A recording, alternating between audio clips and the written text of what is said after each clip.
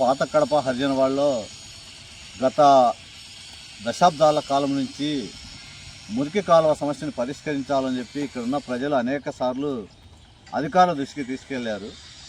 అధికారుల దృష్టికి తీసుకెళ్తే గతంలో ఉన్నటువంటి కమిషనరు ఈ సమస్య పరిష్కారానికి ఇక్కడ కాలువ తీయడానికి వరి పొలాలు ఆటంకిగా ఉన్నాయి. ఆ వరి పొలాలు పని కోత పూర్తయిన తర్వాత కాలువ తీసేయడానికి అవసరమైనటువంటి పనులని టెండర్ పిలిచి మేము పనులు ప్రారంభిస్తామని చెప్పారు.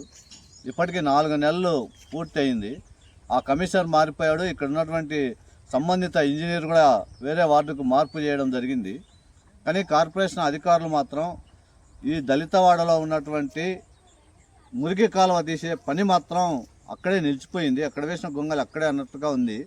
ఇక్కడ ఉన్నటువంటి ప్రజలేమో ఈ నీళ్లు సక్రమంగా పోక పొలాలకు పోయి పొలాల్లో ఎనుములు అక్కడ దిగుతూ ఉన్నాయి.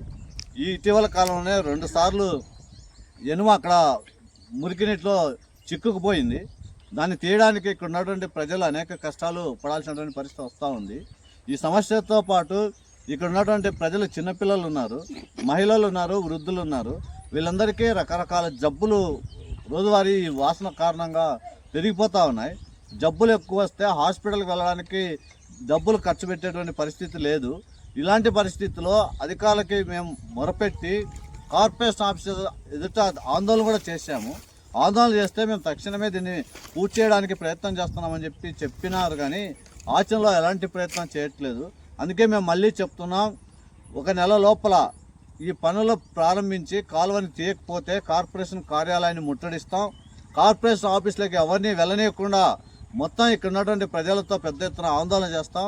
ఆ ఆందోళన జరగక ముందే నూతన కమిషనరు, నూతన ఇంజనీరు వీళ్ళిద్దరూ సిపిఎం నాయకులతో ప్రజలతో చర్చించి ఈ సమస్య పరిష్కారానికి ప్రయత్నం చేయాలి. ఎందుకంటే 100 కోట్ల రూపాయలు అభివృద్ధి చేసి మేము పెద్ద ఎత్తున కడప నగరాన్ని ముందుకు తీసుకెళ్తున్నామని చెప్పి పాలకులు చెప్తున్నారు.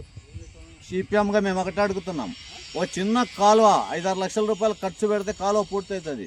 దీనికి నిధులు ఎందుకు మీరు విడుదల చేయట్లేదు? పేదలంటే నిర్లక్ష్యమా? దళితులంటే చిన్నచూప? దీనికి ప్రజల కార్పొరేషన్ అధికారులు ప్రభుత్వం సమాధానం చెప్పాలి. అనేక రకాల జబ్బులతో బాధపడుతున్నటువంటి ప్రజానిక సమస్యలు పట్టించుకోవడానికి మీరు ప్రయత్నం చేయకపోతే వచ్చినటువంటి డబ్బులని మీరు తినడానికి, జీతాలు తీసుకోవడానికి ఉపయోగిస్తున్నారా? ప్రజల యొక్క పేద ప్రజల కష్టాల గురించి మీకు పట్టవా అని చెప్పి మేము అడుగుతున్నాం. మేము ఒకటే చెప్పదలుచుకున్నాం, గతంలో ఉన్నటువంటి కమిషనర్ పోయాడు కాబట్టి మాకేం సంబంధం లేదని తప్పించుకుంటే కుదరదు. ఇక్కడ ఉన్నటువంటి కమిషనర్ దగ్గరికి వెళ్తాం, కమిషనర్ కలుస్తాం, మళ్ళీ కమిషనర్కి విజ్ఞప్తి చేస్తాం. సమస్య పరిష్కారం చేయకపోతే మాత్రం పోరాటం తీవ్ర